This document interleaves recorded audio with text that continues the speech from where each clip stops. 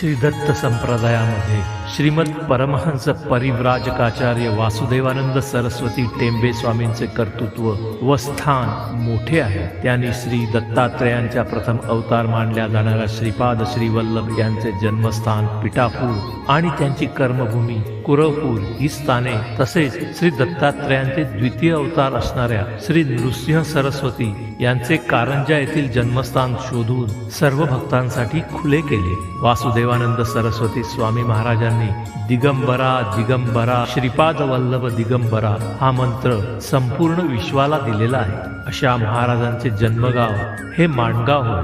श्री स्वामी महाराजांच्या वास्तव्यामुळे ही भूमी पवित्र व पावन झाली आहे।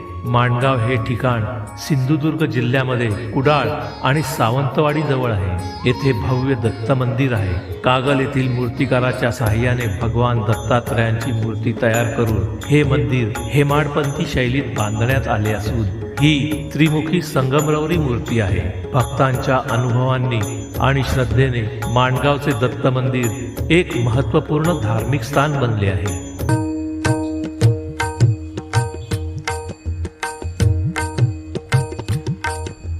दिगंबरा दिगंबरा श्रीपाद वल्लभ दिगंबरा दिगंबरा दिगंबरा श्रीपाद वल्लभ दिगंबरा दिगंबरा दिगंबरा श्रीपाद वल्लभ दिगंबरा दिगंबरा दिगंबरा श्रीपाद वल्लभ दिगंबरा।